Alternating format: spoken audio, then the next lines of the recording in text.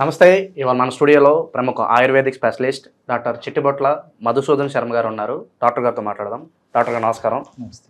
Doctor గారు, belly fat అనేది ప్రధానంగా నేటి యువత ఫేస్ చేస్తున్న సమస్య. జంక్ ఫుడ్స్ ఎక్కువగా తినేయటం వల్ల ఇంకా ఇతర చాలా కారణాలు ఉండొచ్చు బెల్లీ ఫ్యాట్కి. సో వాళ్ళకు ఒక ఇన్సెక్యూరిటీ ఉంటుంది. నన్ను చాలా రకాలుగా కామెంట్స్ చేస్తూ ఉంటాయి, వాడు చూడు ఎలా ఉన్నాడు, లేకపోతే అమ్మాయి చూడు ఎలా ఉందని చెప్పి నలుగురు కామెంట్స్ చేస్తూ ఉంటారు. వాళ్ళకి కొంచెం ఇన్సెక్యూరిటీ ఉంటుంది. అలాగే ఎక్కువ బెల్లీ ఫ్యాట్ ఉన్నా కూడా పెళ్ళిళ్ళు కాకపోవడం కావచ్చు. ఇంతకుముందు వేరే కంట్రీస్లో కొంచెం లావుగా బెల్లీ ఫ్యాట్ ఎక్కువ ఉన్న వాళ్ళు ఉంటారు. ఇప్పుడు మన కంట్రీలోనే చాలామంది బెల్లీ ఫ్యాట్ ఎక్కువగా ఈ సమస్యతో బాధపడుతున్నారు. మరి ఈ బెల్లీ ఫ్యాట్ నుంచి బయటపడడానికి కొంచెం నాజూగ్గా కనిపించడానికి వంటింటి చిట్కా ఏదో ఉంటే తెలియజేయండి. అందరూ చేసుకోవడానికి వీలుగా ఉండేలాగా మంచి రెమెడీ ఏదో ఉంటే తెలియజేయండి డాక్టర్ గారు. చాలా ఉన్నాయండి. నిజంగా చాలా మంచి ప్రశ్న అడిగారండి. ఈ రోజుల్లో భారతదేశంలో కూడా ఈ దుర్దశ మొదలైంది. రకరకాల కారణాలు. అదిన్నో చిన్న వయసులోనే ఈ సమస్య మొదలైంది.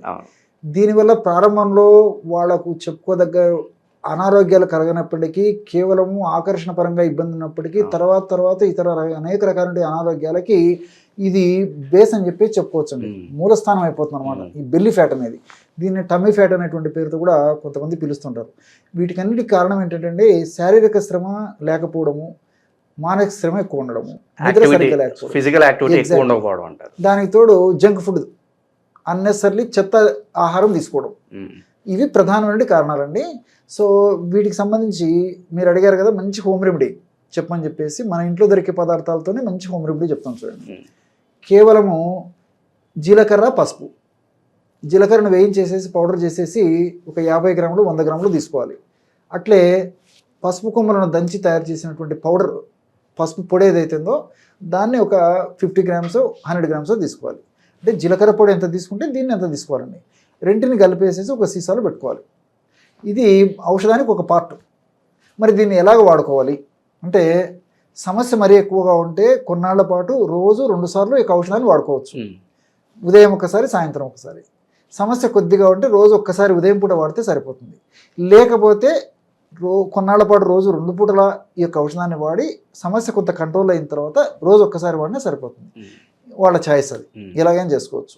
మరి ఈ ఎలా వాడుకోవాలంటే, ఒక్క డోస్కి 2 గ్రాములు, అంటే 2 కలిపి మనం ఆల్రెడీ పౌడర్ తయారు చేసుకున్నాం కదా, జీలకర్ర చూర్ణము, పసుపు చూర్ణము, జస్ట్ ఒక 2 గ్రామ్స్ అంటే అర టీ స్పూన్ కంటే తక్కువనే ఒక చిన్న ప్లేట్లో వేసుకోవాలండి.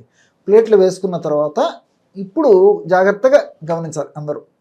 కలబంద ఐడియా ఉంది కదా, కలబంద, అలోవెరా అని చెప్పి చాలా ఫేమస్ అయిపోయింది. ఒక భారతదేశంలోనే కాకుండా ప్రపంచవ్యాప్తంగా కూడా చాలా ఔషధ గుణాలు ఉన్నటువంటి ఔషధ మొక్కల్లో ఇది కూడా అగ్రస్థానంలోకి వచ్చేటువంటి పరిస్థితి కూడా ఇంట్లో చాలా మంది పెంచుకుంటారు. ఎగ్జాక్ట్లీ కుండీలో కూడా పెంచుకుంటున్నారు అనమాట. దాని ఔషధ గుణాలు తెలిసిన వాళ్ళు అందరూ కూడా ఇప్పుడు వాడుకుంటున్నారు అనమాట. ఈ యొక్క అలోవెరాతో ఔషధాన్ని వాడుకోవాలి. ఎలాగంటే, అలోవెరా మామూలుగా గ్రీన్ కలర్ ఉంటుంది కదండి, ఆకుపచ్చ రంగు ఉంటుంది. పై భాగాన్ని తొలగించడం వల్ల లోపల కండ గుజ్జు ఉంటుంది అనమాట. అది ఒక 2 టీ స్పూన్లు అంటే 2 చిన్న చెంచాలు తీసేసుకొని ఒక కర్చీఫ్, శుభ్రమైనటువంటి కర్చీఫ్ కానీ బట్టలు కానీ కట్టాలండి. మనసు ఉంటే మార్గం ఉంది. కొంచెం శ్రమ తీసుకోవాలి. శ్రమ అని కూడా చెప్పడానికి లేదు, ఓపిక.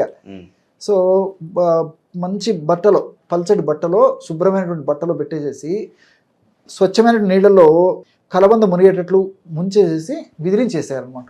అట్లా ఒకసారి ముంచడము, విదిరించడము, మళ్ళీ అందరూ ముంచడము, మళ్ళీ విదిరించడము, ఈ విధంగా మినిమం 5 సార్లు చేయాలండి. చేయడం వల్ల మీకు డౌట్ వచ్చి ఉంటుంది, ఎందుకు మరి ఇన్నిసార్లు ప్రత్యేకత ఏముంది, ఇది ఎందుకు చేయాలని చెప్పేసి. పైన చేదు గుణం ఉంటుందండి. ఆ చేదు గుణం లేకుండా ప్యాలటబుల్గా ఉండి బాగా తీసుకునే దానికి అనుకూలంగా ఉండి మందు కూడా ఇంకా సమర్థవంతంగా పనిచేసేందుకు ఈ విధంగా చేస్తే సరిపోతుంది. ఎగ్జాక్ట్లీ. సో ఆ విధంగా తీసుకొని ఈ జీలకర్ర, పసుపు పొడి ఏదైతే ఉందో దాని మీద జస్ట్ టచ్ చేసేస్తే ఈ పొడి దానికి అంటుకుంటుంది. దాన్ని తీసుకొని మింగేయటమే. అట్లా రోజు ఒక్కసారి కానీ 2 సార్లు కానీ ఈ విధంగా చేయడం వల్ల ఈ పొట్ట భాగంలో అధికంగా సంచితమైన కొవ్వు క్రమక్రమంగా కరగడం మొదలవుతుందండి. అన్ని మనకు సైడ్ బెనిఫిట్స్ ఉంటాయి, ఎలాంటి సైడ్ ఎఫెక్ట్స్ కూడా ఉండవు అనమాట. కాబట్టి దీర్ఘకాలం పాటు వాడినప్పటికీ ఎలాంటి ఇబ్బంది ఉండదండి. సో ఈ పద్ధతిలో మరి ఎన్నాళ్ళు కావాలంటే నాళ్ళు వాడుకోవచ్చు. ఈ పసుపు జీలకర్ర పొడి మాత్రం నేను చెప్పినట్లు మాక్సిమం ఒక 50 గ్రామ్స్ 100 గ్రామ్స్ కంటే ఎక్కువ తయారు చేసుకోకూడదండి. ఆ విధంగా తయారు చేసుకున్నటువంటి ఔషధం అయిపోయిన తర్వాత మళ్ళీ ఫ్రెష్గా తయారు చేసుకుని వాడుకోవాలండి. ఈ పద్ధతిలో వాడుకోవడం వల్ల ఈ యొక్క బెల్లీ ఫ్యాట్కి చాలా మంచి గుణం కనిపిస్తుంది. అలాగే డాక్టర్ గారు, ఈ బెల్లీ ఫ్యాట్ ఇప్పుడు మీరు చెప్పిన ఔషధాలతో పాటు ఎలాంటి డైట్ మనం మెయింటైన్ చేస్తూ వస్తే ఈ బెల్లీ ఫ్యాట్ నుంచి బయటపడవచ్చు అంటారు? దీనికి చెప్పాను కండి, fast foods, junk foods, bakery foods, పానీపూరీలు, తర్వాత గోబీ మంచూరియాలు రకరకాలు ఉన్నాయి కదండి. ఇంకా తెలిసినవి కొన్ని, తెలియనివి కొన్ని, కొత్త కొత్తవి కూడా ఇంట్రొడ్యూస్ అయిపోతున్నాయి. అవును. ఈ బిర్యానీలు ఇలాంటివన్నీ ఎప్పుడో ఒకసారి కొద్దో గొప్ప సందర్భానుసారం కొద్దిగా తీసుకున్న తప్పులే, కానీ వీటికి ముందు దూరం కావడం మంచిదండి. హెవీగా ఆయిల్ ఫుడ్ తీసుకోకూడదు. తర్వాత ఫైబర్ ఫుడ్ బాగా తీసుకోవాలి. దీనికంతా అంటే పీచు ఉన్నటువంటి ఆహార పదార్థాలు తీసుకోవాలి.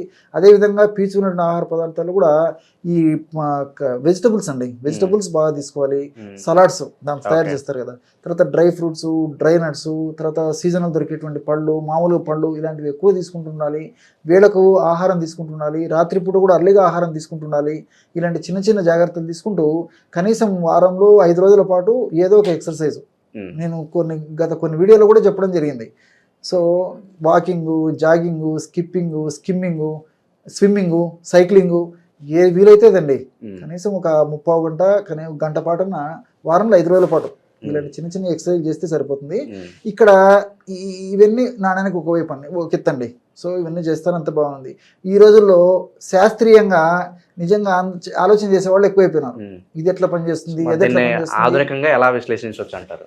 దాన్ని కూడా చెప్తాను చూడండి. ఆధునికంగా ఎలా విశ్లేషించంటే, ఇప్పుడు కలబంద గురించి తీసుకుంటే, ఈ కలబందలో బ్రాడికైనేజ్ అనేటువంటి ఎంజైము, అదేవిధంగా ఆంథ్రక్వినాన్స్ అని చెప్పేసి రసాయన పదార్థాలు ఉంటాయండి. ఈ బ్రాడికైనేజ్ అనేటువంటి ఎంజైమ్ యొక్క దాని యొక్క ప్రభావము, శక్తి, సమర్థత ఏంటంటే ఇన్ఫ్లమేషన్ తగ్గిస్తుంది. సో సర్వసాధారణంగా బెల్లీ ఫ్యాట్ పెరిగే కొద్దీ, కొవ్వు కణాల్లో కొవ్వు ఎక్కువగా చేరే కొద్దీ, దీర్ఘకాలం పాటు ఆ కొవ్వు ఉండే కొద్దీ కూడా ఇన్ఫ్లమేషన్ అనేటువంటి ప్రక్రియ జరుగుతుంటుంది అనమాట. ఎప్పుడైతే ఇన్ఫ్లమేషన్ అనేటువంటి ప్రక్రియ జరుగుతుందో అప్పుడు ఫ్రీ రాడికల్స్ అనేటువంటి హానికారకమైన రసాయన పదార్థాలు ఉత్పత్తి అవుతుంటాయి. ఆ హానికారకమైన రసాయన పదార్థాల వల్ల బెల్లీ ఫ్యాట్ దేవుడు ఎరుగు కానీ మిగతా అనేక రకాలైనటువంటి సమస్యలు వచ్చేటువంటి పరిస్థితి ఏర్పడుతుంది. ఈ యొక్క వెయిట్ విపరీతంగా పెరిగిపోవడము, హార్మోనల్ ఇంబ్యాలెన్స్ రావడము, తర్వాత ఈ బీపీ వచ్చేదానికి అవకాశం ఉంటుంది, షుగర్ రావచ్చు, తర్వాత జాయింట్ పెయిన్స్ రావచ్చు, ముఖ్యంగా మోకాళ్ళ నొప్పులు ఇలాంటి సమస్యలు రావచ్చు. ఇలాంటి అనేక రకాలైన సమస్యలు వచ్చేందుకు కూడా కారణభూతం అవుతాయి అన్నమాట ఇవన్నీ కూడా, ప్రత్యక్షంగా పరోక్షంగా. సో బ్రాడికైనేజ్ అనేటువంటి ఎంజైమ్ యాంటీ ఇన్ఫ్లమేటరీగా పనిచేస్తుంది కాబట్టి ఈ యొక్క సమస్య రాకుండా ఉంటుంది. ప్రత్యక్షంగా పరోక్షంగా ఈ కొవ్వు కరిగేందుకు కూడా ఉపయోగపడుతుంది. అట్లే విధంగా ఆంథ్రక్వినాన్స్ అని చెప్పేసి రసాయన పదార్థాలు ప్రేవుల చలనాన్ని బాగా పెంపొందింపజేస్తాయి. ఎప్పుడైతే ప్రేవుల చలనం బాగా జరుగుతుందో మోషన్ ఫ్రీగా అవుతుంది. ఎక్కువ శాతం మందిలో మోషన్ ఫ్రీగా అవ్వదు అనమాట ఈ బెల్లీ ఫ్యాట్ ఉన్నటువంటి వాళ్ళు. ఎందుకంటే వాళ్ళకి శారీరక శ్రమ ఉండదు, జంక్ ఫుడ్ తింటుంటారు, కూర్చొని చేసేటువంటి పనే కాబట్టి మోషన్ కూడా సరిగా కాదనమాట. కాబట్టి మోషన్ కూడా ప్రేవుల చలనం బాగా ఉండేటట్టు చేసి మోషన్ ఫ్రీగా అయ్యేటట్టు కూడా చేసేందుకు ఈ యొక్క కలబందలో ఉన్నటువంటి ఈ ఆంథ్రక్వినాన్స్ ఉపయోగపడతాయి. అంతేకాకుండా ఇవి యొక్క మరొక గుణం ఏంటంటే, ఈ రోజుల్లో మోషన్ గురించి సందర్భం ప్రస్తావించేసరికి మరొక విషయం కూడా గుర్తొస్తుంది. చాలామంది ఏం చేస్తారంటే రోజు మోషన్ పోతారు, మోషన్ అవుతుంది కదా అని సంతృప్తి పడతారు తప్ప 190% మంది కూడా మోషన్ సంపూర్తి కాదండి ఇది. కొంతమంది టయానికి పోతుంటారు, కొంతమంది ఏదో ఒక టైంలో పోతుంటారు, కొంతమంది రోజుకు 2-3 సార్లు పోతుంటారు, కొంతమంది రోజు 2-3 సార్లు పోయినటువంటి వాళ్ళు నాకు అంత లోపలంతా క్లియర్ అయిపోయిందని కూడా అనుకుంటుంటారు. అదంతా కాదండి. ఆ సందర్భం వచ్చినప్పుడు అసలు మోషన్ ఫ్రీగా అయ్యేందుకు ఎలా మనం గుర్తుపట్టాలనేది కూడా నేను సందర్భానుసారంగా చెప్తానండి. కాబట్టి మరి ప్రేవుల చలనాన్ని బాగా చేసేసి ప్రేవుల కదలికను బాగా పెంపొందింపజేసి ఆ ప్రేవుల్లో ఉన్నటువంటి ఈ చెడు పదార్థం, చెత్త పదార్థం అంతా బ్రహ్మాండంగా క్లియర్ చేసేటువంటి శక్తి ఆంథ్రక్వినాన్స్ ఉందండి. సో మొత్తం క్లియర్ చేసేస్తాయి. కాబట్టి ప్రేవులు ఎప్పుడైతే ఆరోగ్యవంతంగా ఉంటాయో అప్పుడు సర్వసాధారణంగానే అక్కడ మంచి గట్ బ్యాక్టీరియా, అక్కడ ఉన్నటువంటి బ్యాక్టీరియా, మంచి బ్యాక్టీరియా కూడా పెరుగుతుంది. కాబట్టి ఆ మంచి బ్యాక్టీరియా వల్ల కూడా ఈ కొవ్వు కరిగేందుకు అవకాశం ఏర్పడుతుంది. దీనివల్ల ఇతర ఉపద్రవాలు కూడా రాకుండా ఉంటాయి అన్నమాట. కలబంద గురించి ఇంత ప్రస్తావన ఉందండి. అట్లే జీలకర్రలో ఈ థైమోక్విన్ అనేటువంటి రసాయన పదార్థం ఉంది. అట్లే ఈ యొక్క జీలకర్రలో క్యుమినాల్డిహైడ్ అనేటువంటి రసాయన పదార్థం ఉంది. ఈ క్యుమినాల్డిహైడ్ అనేటువంటి యొక్క రసాయన పదార్థం అనేటువంటి జీలకర్రను మనం వాడుకోవడం వల్ల ఏం జరుగుతుందంటే, ఇది లిప్టిన్ అనేటువంటి హార్మోన్ని ఎక్కువ చేస్తుందండి. బ్రెయిన్లో లిప్టిన్ అనేటువంటి హార్మోన్ ఉత్పత్తి అవుతుంటుంది. ఈ హార్మోన్ ఉత్పత్తిని ఎక్కువ చేస్తుంది. ఎప్పుడైతే హార్మోన్ ఉత్పత్తి ఎక్కువైపోతుందో ఆకలి తగ్గిపోతుంది. ఆకలి తగ్గిపోతే ఆహారం తక్కువ తీసుకుంటాడు. ఆహారం తక్కువ తీసుకుంటే ఈ ఫ్యాట్ కూడా కరిగిపోతుంది. పోషకాహారం తీసుకోవాలన్నమాట. ఇట్లా ఇండైరెక్ట్ కూడా ఈ యొక్క జీలకర్ర పనిచేస్తుంది. అంతేకాకుండా ఈ జీలకర్రలో థైమోక్వినాన్ అనేటువంటి రసాయన పదార్థం కూడా ఉంది. ఈ థైమోక్వినాన్ అనేటువంటి రసాయన పదార్థము మెటబాలిజం అంటే జీవనక్రియను వేగవంతం చేసేసి ఆ యొక్క ఫ్యాట్ త్వరగా కరిగేందుకు ఈ యొక్క థైమోక్వినాన్ ఉపయోగపడుతుంది అనమాట. ఈ జీలకర్రలో ఉన్నటువంటి ఈ థైమోక్వినాన్. అదేవిధంగా ఎపిజెనిన్, లిటియోలిన్ ఇలాంటి పదార్థాలు కూడా ఉన్నాయన్నమాట. ఇవన్నీ కూడా యాంటీ ఇన్ఫ్లమేటరీ ఏజెంట్గా పనిచేస్తాయి. అంటే కొవ్వు కరిగించేందుకు ఉపయోగపడమే కాకుండా యాంటీ ఇన్ఫ్లమేటరీ ఏజెంట్గా. ఇంతకుముందు కలబంద గురించి చెప్పాను కాబట్టి ఇది కూడా ఆ పద్ధతిలో పనిచేస్తుంది. అనమాట. సో ఇన్ఫ్లమేషన్ ప్రక్రియను తగ్గించేసేటువంటి పరిస్థితి ఈ జీలకర్ర వల్ల కలుగుతుంది. సో మల్టిపుల్ బెనిఫిట్స్ ఉంటాయండి. That is the speciality of natural ayurvedic medicines. Okay. So పసుపులో కుర్క్మిన్ అని చెప్పేసి ఒక ఆల్కలాయిడ్ ఉంది, ఒక రసాయన ద్రవ్యం. ఈ కుర్క్మిన్ అనేటువంటి రసాయన ద్రవ్యం యొక్క గుణం ఏంటంటే బ్లడ్ వెజల్స్ని బాగా డైలేట్ చేసేసి రక్త సరఫరా ఆ కణాలకు బాగా జరిగేట్టు చేసి అక్కడ ఉన్నట్టు చేదు పదార్థాన్ని త్వరగా బయటకు తీసుకొచ్చేందుకు కుర్కుమిన్ ఉపయోగపడుతుంది. ఇన్ఫ్లమేషన్ తగ్గేందుకు కుర్కుమిన్ ఉపయోగపడుతుంది.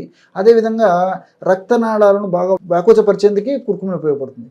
ఎప్పుడైతే రక్తనాళాలు బాగా వ్యాకోచం చెందుతాయో అప్పుడు కొవ్వు కణాల్లోకి మంచి రక్తము, ఆక్సిజన్, పోషకభరితమైనటువంటి పోషకాంశాలు కలిగినటువంటి పోషక పదార్థాలు కూడా ఆ భాగానికి అందుతాయి అన్నమాట.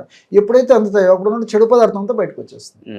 సో ఈ విధంగా మల్టిపుల్ బెనిఫిట్స్ ఉంటాయి కాబట్టి మరి ఈ పద్ధతిలో దీర్ఘకాలం పాటు వాడినప్పటికీ అన్ని సైడ్ బెనిఫిట్స్ ఉంటాయి, ఎలాంటి సైడ్ ఎఫెక్ట్స్ ఉండవు. కాబట్టి మరి నేను సజెస్ట్ చేసేది అంటే క్షేమదాయకమైనటువంటి ఇలాంటి ఔషధాలు వాడుకోవడం వల్ల మన స్వతహాగా తయారు చేసుకున్నటువంటి సంతృప్తి ఉంటుంది, చాలా చౌక ధరకు దొరుకుతుంది, 1000 రూపాయలు 1,00,000 రూపాయలు ఖర్చు పెట్టాల్సిన అవసరం ఉండదు, అందరికీ అందుబాటులో ఉంటుంది, అందరికీ తెలిసినటువంటి పదార్థమే. కాబట్టి ఇలాంటి పదార్థాలను వాడుకొని మన ఆరోగ్యాన్ని పెంపొందించుకుంటే బాగుంటుందని చెప్పేసి నా ఉద్దేశం అండి. బెల్లీ ఫ్యాట్ ఈ విషయంలో చాలా మంది ఇబ్బంది పడుతూ ఉంటారు కదా. ఒకసారి డాక్టర్ గారు చెప్పినట్లుగా ఈ 120 చిట్కా అయితే ఒకసారి మీరు ట్రై చేయండి, బెటర్ రిజల్ట్స్ అయితే ఉంటాయి. అలాగే బెల్లీ ఫ్యాట్ విషయమే కాదు, మీరు ఏ సమస్యతో బాధపడుతున్నా కూడా ఒకసారి మా కామెంట్ రూపంలో కింద తెలియజేయండి. సో దానికి సంబంధించిన వీడియో అయితే మేము ఖచ్చితంగా చేస్తాం. నమస్కారం.